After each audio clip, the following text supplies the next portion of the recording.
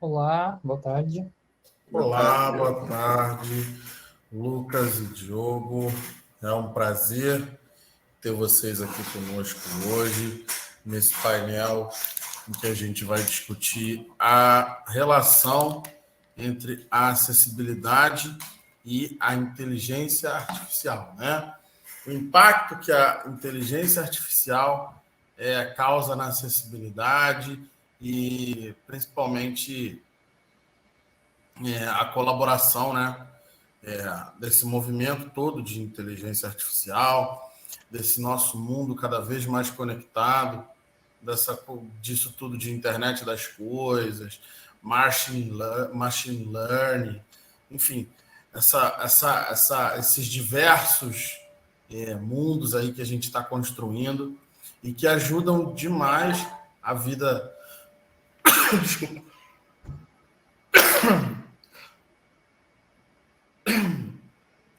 da pessoa com deficiência ou com mobilidade reduzida, enfim.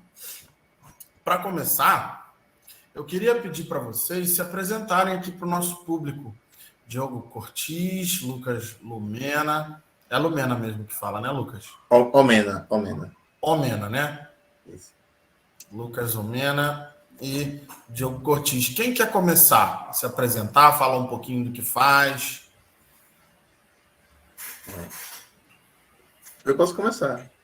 Então vai lá, Lucas. Boa tarde, pessoal. Meu nome é Lucas. Eu sou uma pessoa de cor parda, uso óculos, tenho cabelo preto curto.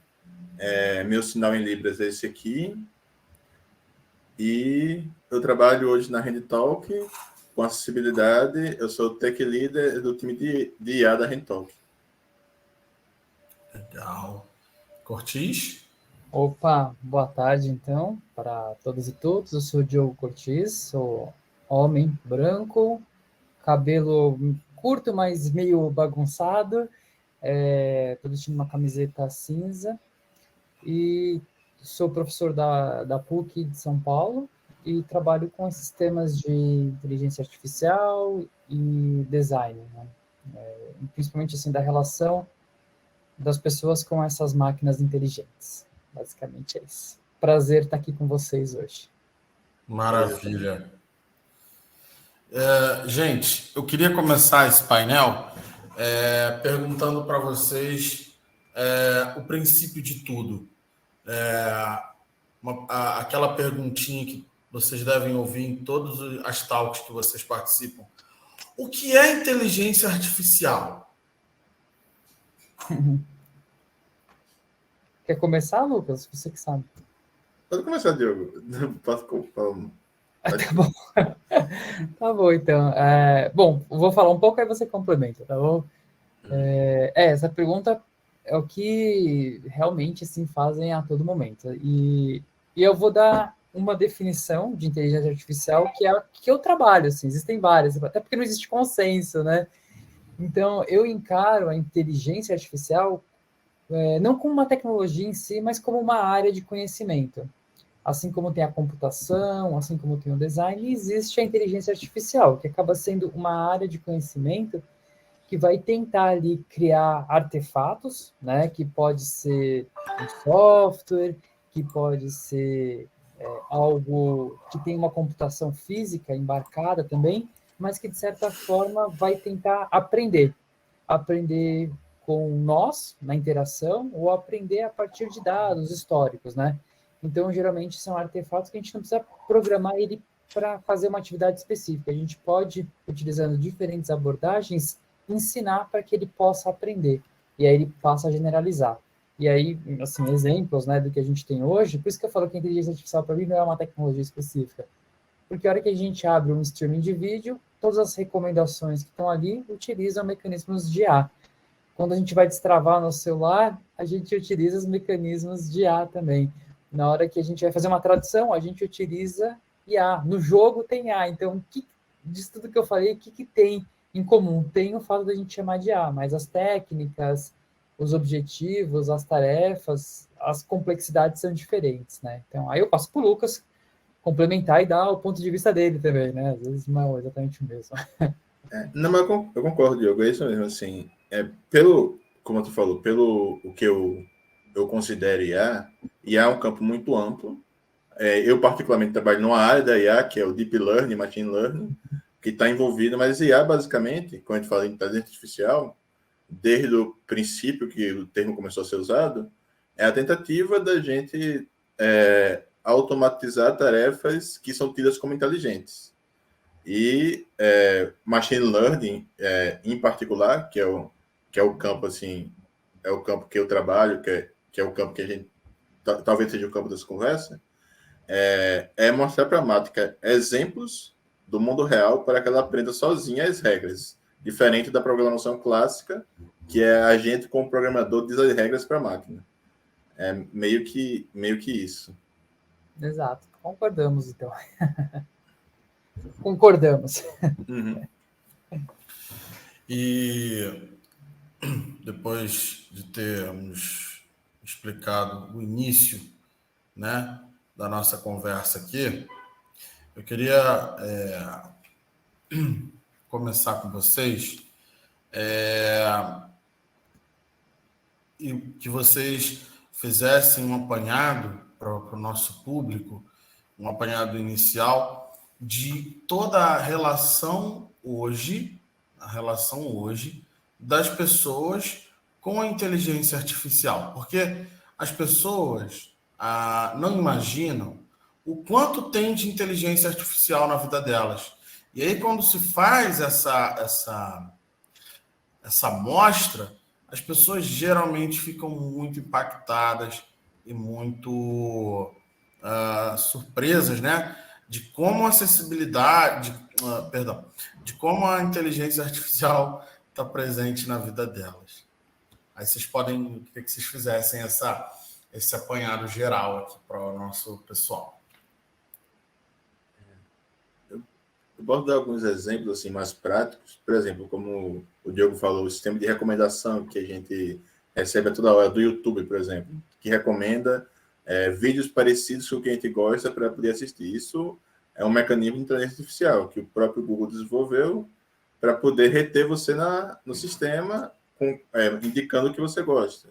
Carros automáticos, reconhecimento de faces em fotos, quando a gente vai tirar uma fotografia, a própria tradução, que eu trabalho, que o Diego falou, são tudo isso usa inteligência artificial. Tudo isso, hoje, tudo que é automatizado, basicamente, em sistemas computacionais, a maioria dos processos hoje, que a gente vê na web, usa inteligência artificial.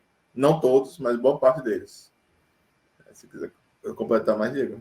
Eu acho que assim, é até difícil para a gente falar, porque tem implementações de inteligência artificial que fica muito fácil da gente entender que estamos utilizando, né? Então, sei lá, um exemplo de um assistente por voz, né? Que você dá o comando, ela entende, e até tem esse olhar mais enigmático, né, das pessoas, de que ali tem um sistema inteligente, né? Então, a pessoa entende, estou conversando com uma Alexa, por exemplo, e existe ali uma inteligência artificial, né? Isso as pessoas percebem, mas no dia a dia, né, acho que hoje a gente não consegue fazer mais quase nada assim que tenha algum modelo, ainda que pequeno, de machine learning fazendo alguma coisa. Então, desde desbloquear mesmo o celular, né, até o e-mail que chega e é classificado como spam, aquele e-mail que você perdeu, que era importante, ou a tradução que você faz, ou num jogo que te faz uma recomendação, ou aquela música que é recomendada, ou na rota que é calculada, ou na fraude do seu cartão de crédito que é bloqueado, tudo isso acabou tendo elementos de inteligência artificiais. Quais elementos? Aí fica difícil para a gente falar, porque às vezes acaba sendo proprietário, a gente não tem acesso, né? Então, por isso que a gente fala que é difícil falar o que é realmente a inteligência artificial. É uma grande área. E aí vão ter modelos específicos fazendo essas coisinhas específicas, né? Bacana. Isso nos dá espaço para que a gente comece a falar de fato do que é o nosso painel, que é a relação, né, da acessibilidade digital com a inteligência artificial, né? E hoje nós temos, a partir da chegada da IA e chegada com preços populares, digamos assim, a capacidade de pessoas terem controle da própria casa a partir da inteligência artificial, né? Eu mesmo, que sou pessoa com deficiência visual, é possível, por exemplo, eu desligar a minha televisão da sala dando um comando por voz, ligar meu ar-condicionado dando um comando por voz. É possível você acender e apagar as luzes, e aí a gente entra num campo que é muito interessante. Toda pessoa que vai na casa de uma pessoa cega, ela geralmente acende a luz porque o cego não acende a luz. E aí, às vezes, essa pessoa vai embora e você esqueceu que essa pessoa acendeu a luz. Já aconteceu, por exemplo, de eu ficar 3 dias seguidos com a luz ligada, porque simplesmente eu não sabia que ela estava ligada. E hoje você tem aplicativos que te dizem se a luz está acesa ou se a luz está apagada. Baseado nessa vivência, como é que vocês acham que... qual a comparação que vocês fazem do início, né, do começo da inteligência artificial com que ela está hoje, né? A gente teve ali, talvez, o começo da inteligência artificial, aquela coisa muito cinematográfica, né? Mas a gente sabe que tem muita coisa de inteligência artificial lá atrás, e eu queria ver com vocês isso. Como é que vocês veem esse avanço de décadas e décadas da inteligência artificial até chegar ao ponto de que ela consegue ajudar a mim, no caso, e tantas outras pessoas com deficiência ou com mobilidade reduzida, a ser mais um componente de gestão da própria vida, da casa? Eu acho que muda muito uma coisa assim que eu venho estudando, que é justamente, né, as partes da inteligência artificial, mas também do design da interação, né, e das novas formas que a inteligência artificial ela acaba fornecendo, né, novos tipos de interação. E aí quando a gente verifica hoje, assim, uma coisa que está muito já um pouco mais madura é, por exemplo, essa parte da língua, né? Então, de comando por voz. Isso facilita muito, né, a interação, tanto para pessoas que têm algum tipo, né, de deficiência, né, ou mobilidade reduzida, mas também a gente pode pensar até em outro tipo de inclusão, que é do ponto de vista educacional, né? Pessoas, por exemplo, que não são alfabetizadas, elas passam a utilizar determinados tipos de tecnologia porque agora ela conversa com aquela tecnologia. Ela não sabe escrever, mas ela pode fazer perguntas, né? Então a gente tem vários exemplos disso sendo aplicados em várias regiões do Brasil, mas também, né, em outros países subdesenvolvidos, né, como o território africano e alguns países da Sudeste Asiático, tal, etc. Então acho que ele muda significativamente a forma como a gente interage com a tecnologia. E acho que o exemplo, claro, que nós temos aqui é a própria HandTalk, né? Sim. Que traz exatamente isso. Acredito que o Lucas vai falar um pouquinho sobre isso agora. Vou falar assim. Mas perfeito, Diogo. Em relação a tecnologias assistivas, assim, nos últimos anos, com o aumento do poder de processamento dos computadores, né, isso foi possível a gente ter tecnologias assistivas muito eficientes, até mesmo no celular. Nos celulares e rodando online, como nosso aplicativo da HandTalk, que traduz a língua falada para a língua de sinais, tanto em sites como no aplicativo. Isso funciona também. Isso também é verdade para os leitores de tela, que que hoje também alguns mais avançados fazem interpretação de imagens, que até pouco tempo atrás não era possível. Um leitor em tempo real pegar uma imagem e descrever ela. Hoje já é possível fazer isso. Então, com o avanço do que a gente chama dos hardware, né, da performance dos computadores, hoje é possível fazer tarefas muito complexas em tempo real. A tradução, por muito tempo, era um problema complexo, foi melhorando com o tempo, e hoje, assim, tem muitas línguas que são traduzidas pelo próprio Google de forma similar ao ser humano. E, assim, Libras, para a língua de sinais, ainda é um nicho, né? Um nicho que tem alguns órgãos estão fazendo, a Rental, que é um exemplo, mas a gente está avançando, assim, para ter uma qualidade cada vez melhor de tradução. E eu compararia, assim, para o surdo, que hoje, assim, de pesquisa, 80% da população surda não tem acesso à alfabetização, por conta de todo o contexto histórico, tem todo um contexto histórico por trás disso, e todo um suporte do Estado, que não existe tantas escolas bilíngues ainda. Então, hoje, o português nem sempre não é a língua principal do surdo, né? O português é a língua secundária, a gente chama de L2. A língua do surdo é Libras, é a língua principal.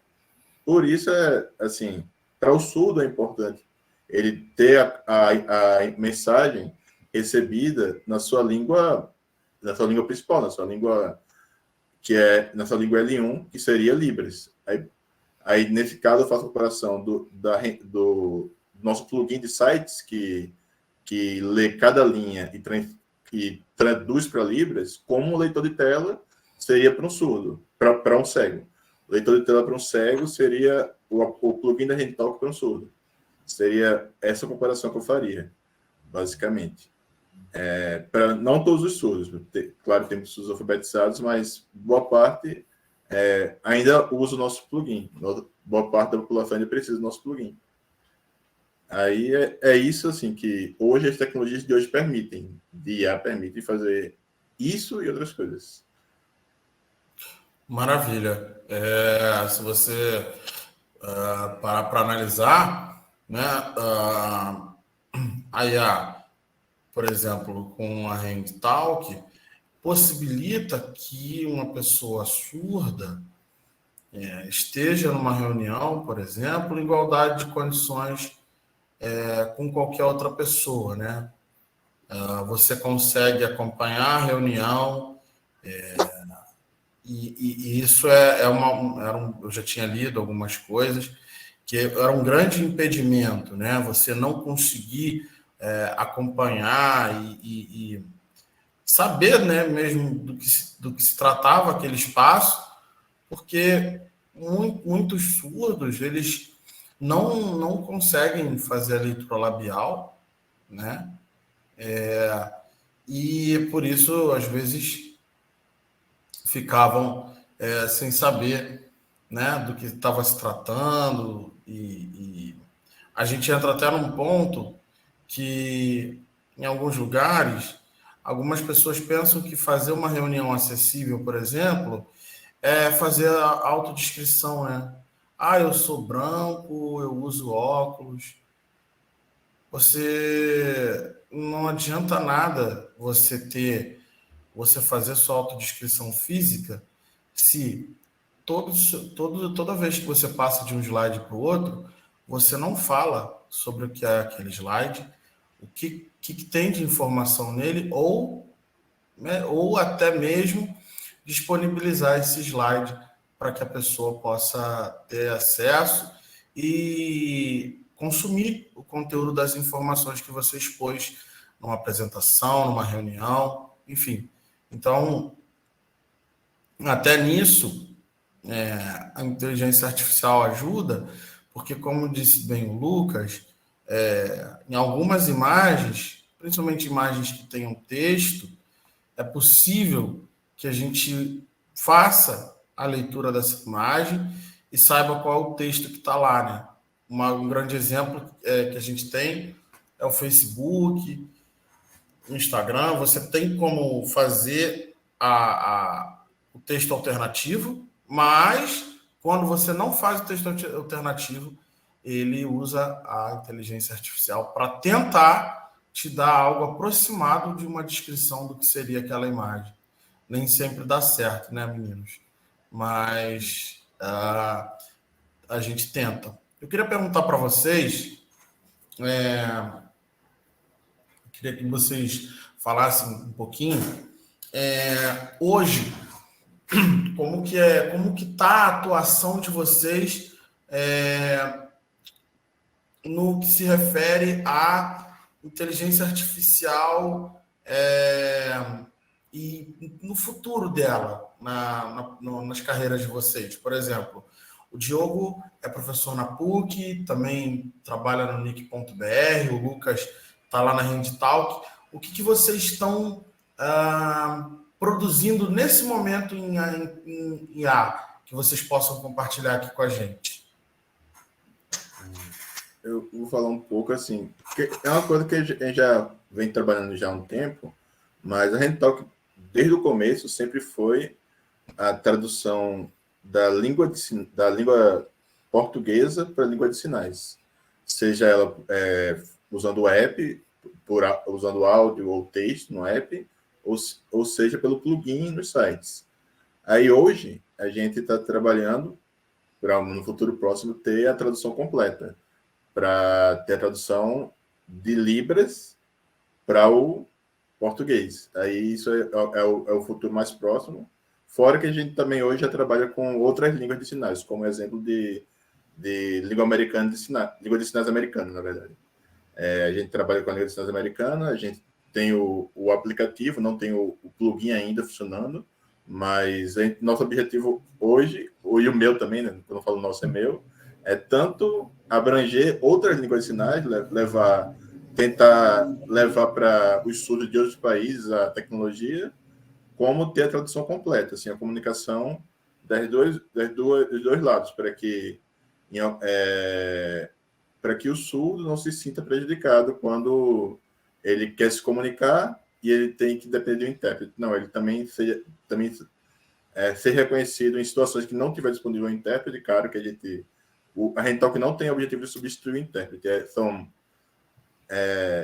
conceitos diferentes. É como um closed caption. Closed caption não tem a ideia de substituir a legenda. A qualidade do intérprete sempre vai ser uma coisa mais humana, uma coisa que passa a emoção, mas a ideia é que hoje a gente faz a tradução, não é a interpretação. E a gente faz tradução de línguas oral para língua de sinais. E a gente trabalha hoje para ter o contrário, ter a língua de sinais para língua oral e escrita. E isso vai dar igualdade de comunicação para o surdo, não em relação ao ouvido, vai quebrar cada vez mais as barreiras de comunicação. Cortis? Eu trabalho em duas, vamos dizer assim, duas grandes vertentes hoje. Uma também trabalhando com linguagem, com língua, né? Então, mais aí com o português e outros idiomas, para desenvolver atividades específicas, assim, né? Então, classificações de algumas coisas, ou identificação de padrão, em tipo de discursos que foram mudando ao longo do tempo. E mais especificamente, agora, sim, eu venho trabalhando com uma temática mais específica, mas que eu acho super legal, que é de computação afetiva.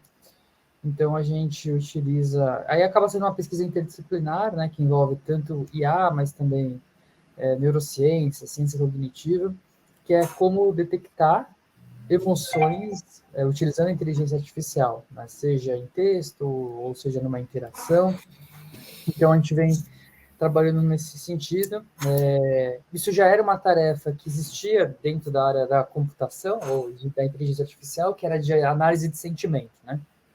Mas geralmente era para classificar assim, se um conteúdo era positivo, negativo ou neutro. E no nosso caso, a gente está fazendo algo mais granular mesmo. A gente trabalha com 28 categorias de emoções e a gente consegue classificar isso, né? Então, é mais ou menos isso que eu venho trabalhando agora. Bacana. São grandes desafios, né?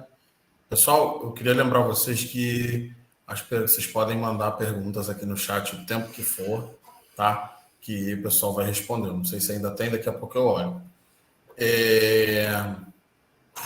Uma coisa que eu queria saber de vocês é o seguinte: hoje a gente está convivendo muito com a internet das coisas, né? O 5G já é aguardado aqui no Brasil, é uma coisa que, né, a gente já vende produtos com essa conexão, com a possibilidade dessa conexão, mas ainda não é algo que esteja dentro da realidade do brasileiro. E ao mesmo tempo que a gente está nesse boom da internet das coisas, convivendo a relação entre homem e máquina que a gente viu nos filmes, ela realmente está acontecendo. E a gente hoje tem uma grande discussão no mundo da tecnologia, em vários eventos que a gente tem por aí, que é o metaverso, né? Que é uma relação assim íntima com a inteligência artificial, né? O metaverso é talvez a inteligência artificial de uma maneira assim evoluidíssima. Quais são assim as impressões de vocês com relação ao metaverso e como vocês acham que isso vai impactar, se a gente for pensar em acessibilidade, como é que vocês acham que isso vai impactar na vida das pessoas que precisam de algum tipo de acessibilidade?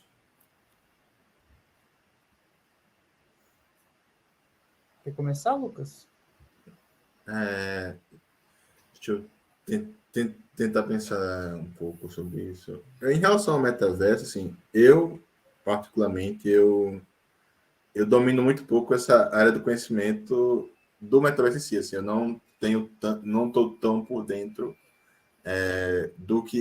das novidades, o que o Facebook vem trazendo em relação ao metaverso. Mas, assim, vão ter desafios, assim como já é desafiador a gente, colocarmos as tecnologias assistivas no mundo real de forma eficiente. A partir do momento que a gente muda a forma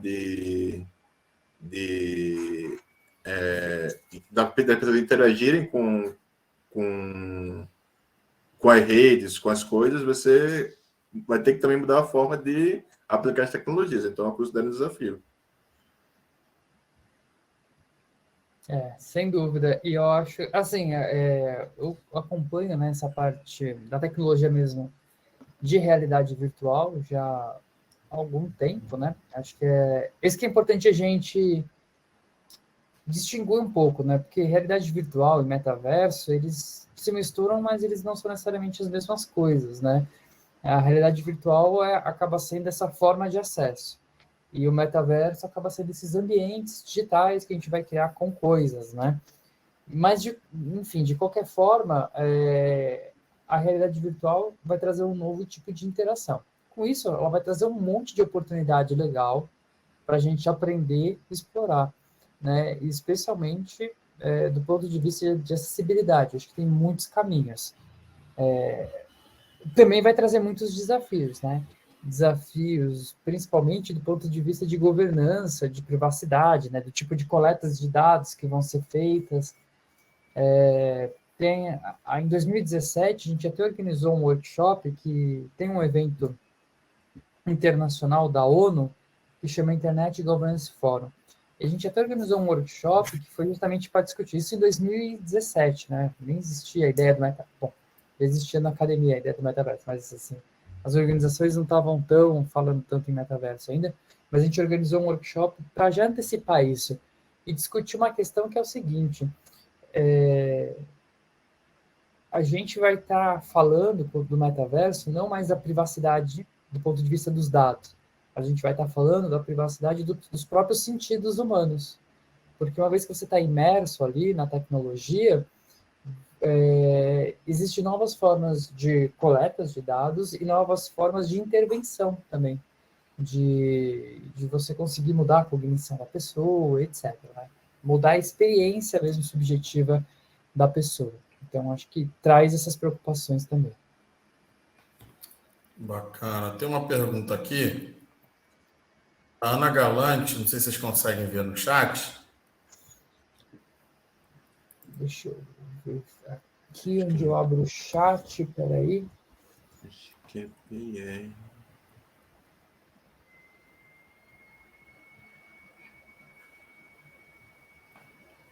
Chat. Ana Galante. Aqui apareceu para mim. Apareceu? Pode ler, por favor, Diogo? Não achei ainda. Posso, peraí, deixa eu ver onde ela começa. Aqui, ó. Por que não a IA não é usada em semáforos para os não visuais terem mais direito à cidade? Hoje aparece como uma exceção, quando deveria ser a regra. Né? Então, ela está falando do uso de IA em semáforos, né, para os não visuais. Ainda se fala em IA no âmbito privado, mas nossos impostos podem financiar a acessibilidade em todos os municípios.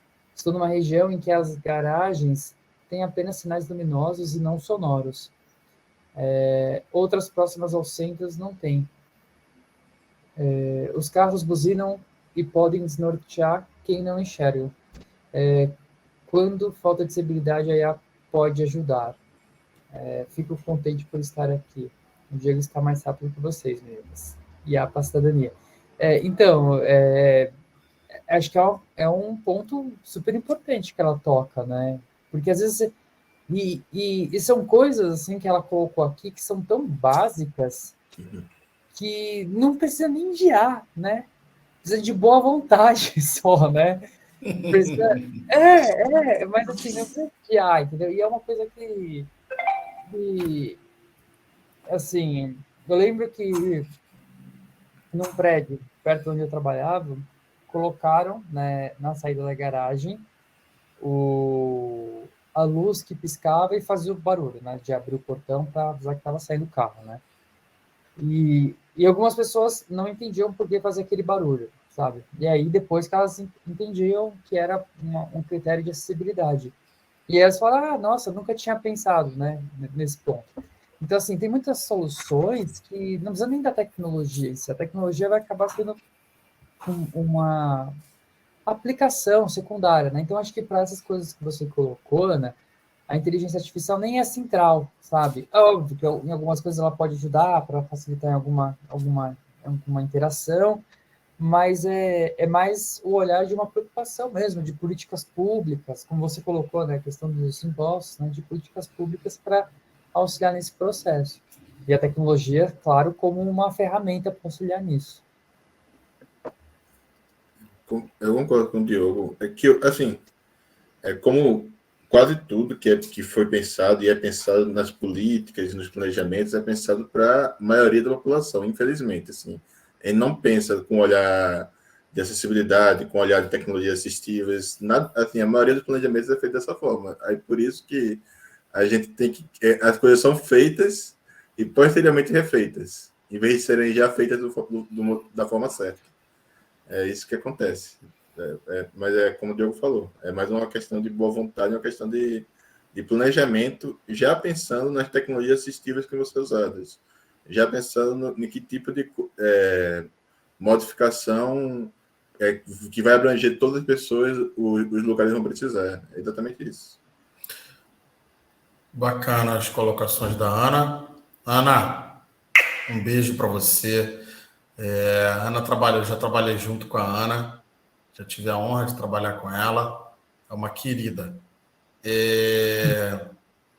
Eu acho que tentando assim fazer uma leitura geral do que a Ana falou, eu acho que, assim, usando bem a fertilidade de imaginação que a gente tem, eu acho que, por exemplo, essa coisa de você chegar num sinal e de repente você receber um alerta no celular dizendo assim, você chegou no semáforo que vai fechar daqui 3 minutos, ou vai fechar daqui 2 minutos. É mais ou menos assim. Essa coisa que ela usou, por exemplo, da buzina, é muito interessante, que eu, como pessoa com deficiência, realmente me sinto, quando começa um buzinaço, ou, por exemplo, se eu passar num espaço que a música esteja muito alta, eu realmente fico com dificuldade de locomoção. Porque o meu maior aliado na minha locomoção não é as pernas, claro, mas meu maior aliado na locomoção são os ouvidos. O ouvido me direciona para todos os lugares, o ouvido e muitas vezes o olfato também, por incrível que pareça.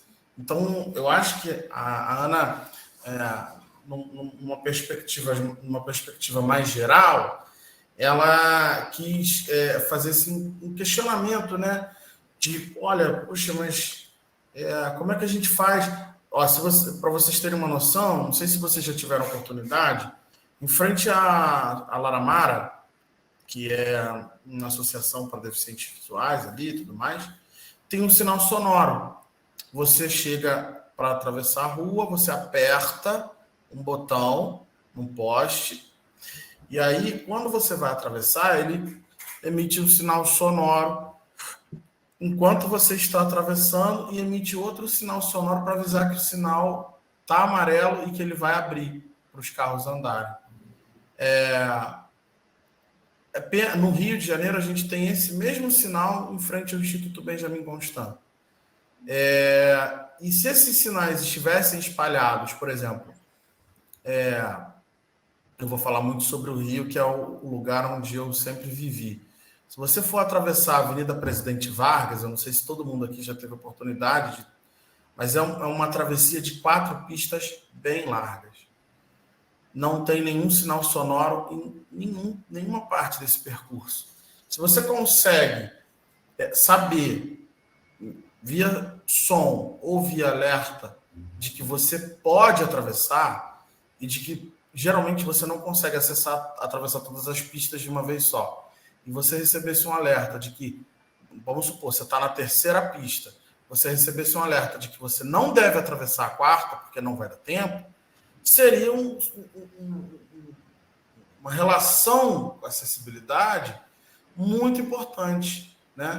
Então, muito interessante essa abordagem da Ana nesse sentido, né? Vocês queriam comentar alguma coisa mais? Eu achei interessante o que você falou, Diego, sobre... assim, já existem assim, sistemas de cidades inteligentes, né? Com a internet das coisas já existem semáforos mais inteligentes, que calculam o tempo de semáforos de forma automática, que se comunicam uns com os outros, e claramente poderiam se comunicar com um dispositivo móvel para informar para o usuário quanto tempo de sinal verde ou de sinal vermelho ainda falta. Isso é possível de ser feito. Agora, ainda não foi feito, mas isso seria bem interessante. Isso seria uma tecnologia assistiva muito boa. E em relação ao que você falou sobre a avenida não ter os semáforos com sons, isso realmente eu acho que faz um pouco parte do que eu falei, que as políticas públicas, os planejamentos, infelizmente, não são adequados. Eles fazem as coisas para alguém ter que reclamar para fazer do jeito certo. Esse que é o problema. Eu acho que seria isso que eu queria comentar. Eu também, acho que é mais ou menos isso. Acho que desse tema, acho que a gente percebe justamente que o problema não é nem a tecnologia em si, né? Mas as políticas públicas, a preocupação também que cada cidadão deveria ter. Bacana. E eu queria perguntar para vocês, eu sei que aqui ninguém estuda futurologia, e com certeza essa prática, a gente que tem uma relação muito forte com a ciência, essa prática de futurologia não é muito bem-vinda.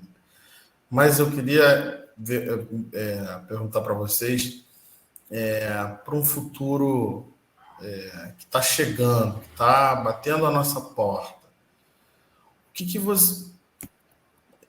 quais serão os avanços que vocês veem mais possíveis, que estão realmente muito próximos de acontecer na relação da inteligência artificial com o ser humano?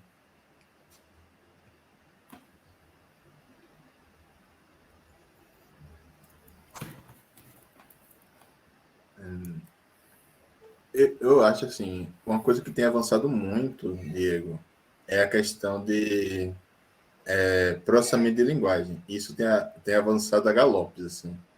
Cada vez mais as máquinas estão conseguindo imitar a forma que os seres humanos geram texto, geram áudio, se comunicam.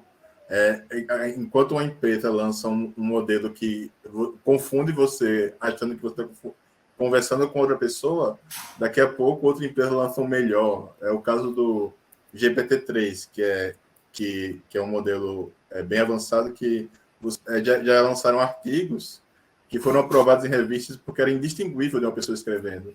Então, assim, para um futuro próximo, eu acho que linguagem vai ser um dos avanços mais aparentes. Assim. A gente vai ver coisas assim, muito impressionantes. Máquinas conversando com você por texto ou por áudio, e você dificilmente, assim, você vai conseguir, porque tem nuances, né? Mas você vai, como a Alexa já faz, você vai ter uma dificuldade de identificar que aquilo é uma máquina.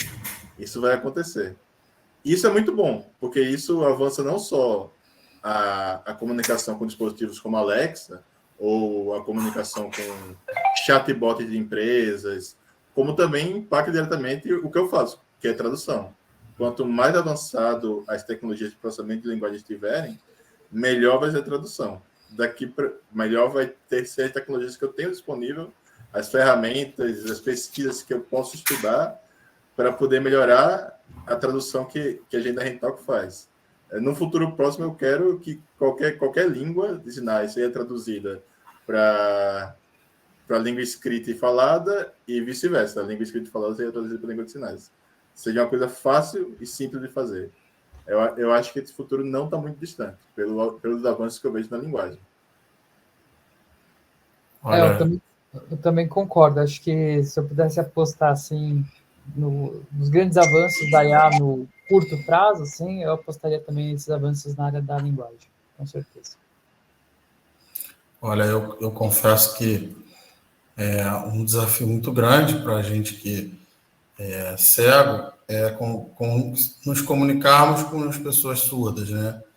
E seria muito interessante, por exemplo, poder chegar na rua e, sei lá, falar com uma pessoa surda e imediatamente ela poder, só de eu me ouvir falar, já ter tudo ali traduzido para ela, e quando ela fizer o sinal, eu também receber toda a comunicação dela por áudio, assim, em tempo real, e essa comunicação ficar cada vez mais estreita.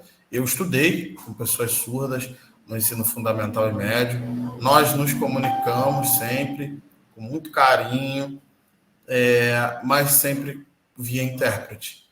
Se, por exemplo, num determinado dia, o intérprete faltasse, tirando uns poucos colegas que aprendiam com eles, eu achava muito interessante na minha turma, que os nossos próprios colegas, geralmente do ensino fundamental e médio, às vezes essas coisas podem não acontecer, mas no caso do nosso colégio acontecia, os colegas se interessavam em aprender e estabeleciam comunicação. Então, às vezes, por exemplo, nós tínhamos uma colega que, quando o intérprete não estava, ela assumia o lugar, claro, não com a exatidão, com a excelência de um intérprete, mas ela conseguia passar para eles, pelo menos o básico do que o professor estava dizendo, para que eles não ficassem completamente perdidos em sala de aula. E eu espero que essa lacuna, digamos assim, que essa brecha de comunicação, que essa ausência de comunicação entre pessoas cegas e surdas que existe hoje, possa ser rompida com relação com a inteligência artificial, tudo mais. Vai ser muito incrível. Eu acredito, Diego, que esse futuro não está distante. A gente está trabalhando o máximo para aproximar esse futuro, para ele chegar mais rápido.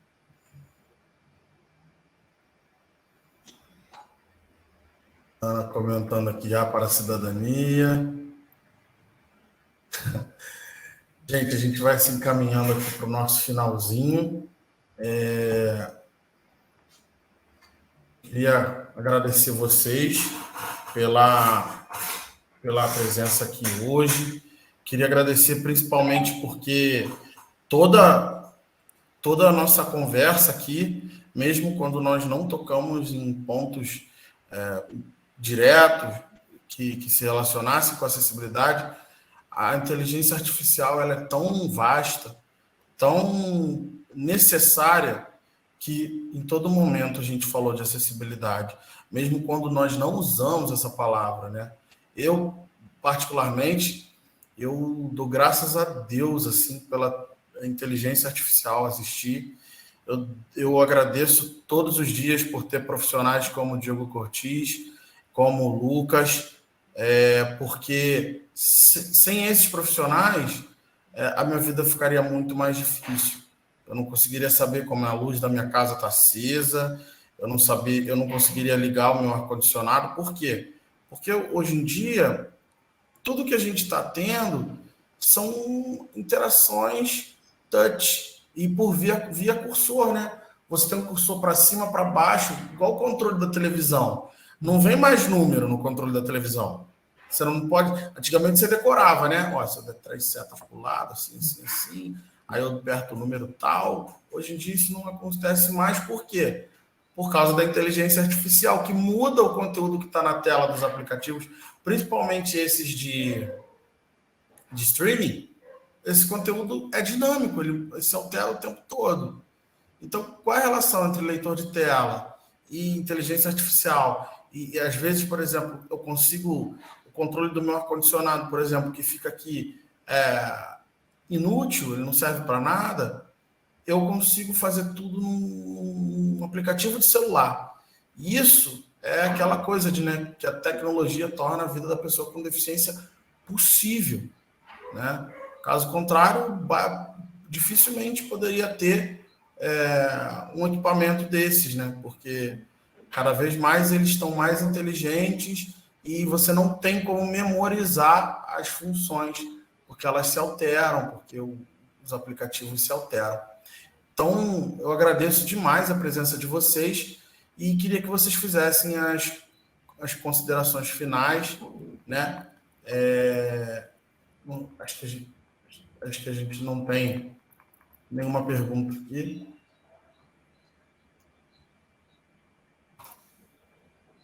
E queria fazer queria pedir para vocês fazerem as considerações finais de vocês. Eu queria agradecer aí pelo convite. Foi um prazer estar aqui. E espero que a gente consiga desenvolver cada vez mais, né, uma inteligência artificial que inclua cada vez mais e seja mais justa, né, com a sociedade e com os diferentes cidadãos, né, que compõem essa sociedade complexa. Então, queria agradecer. Muito obrigado.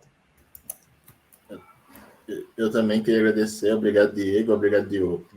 Prazer em conhecer você, Diogo. E Diego também, prazer em conhecer vocês todos. Foi um prazer estar aqui. Sempre, independente de ser sobre o que eu trabalho ou não, é sempre muito interessante para mim conversar sobre acessibilidade. Eu acho um tema assim, que deve ser conversado, deve ser sempre debatido, porque as tecnologias assistíveis, as tecnologias estão aí, e às vezes não são aplicadas, como a gente falou muitas vezes. Às vezes tem tecnologias simples que não envolvem IA e não são aplicadas, e falar de IA a IA a gente está avançando para contribuir cada vez mais para quebrar as barreiras de acessibilidade. Mas existem outras coisas também que não envolvem IA que podem ser feitas. Eu acho conversar sobre acessibilidade é sempre bom, porque a gente conversa sobre vários temas, a gente vai destrinchando. A IA vai mudar isso aqui, mas isso aqui já poderia ter sido mudado, mesmo sem a IA. Eu acho que essas conversas são legais. Sim. E muito obrigado pelo convite. Eu assim, sempre que me chamar, eu topo esse tipo de conversa. Obrigado, gente. Muito bom ter vocês aqui. Muito bom mesmo. Recebam aqui, ó, meu abraço. Se fosse presencial, a gente vai ter outras oportunidades. No presencial, prometo que eu pago o chopp. Tá bom? Aí, combinado. Obrigado. Abraço, gente. Abraço, gente. Abraço, pessoal. Tchau, tchau.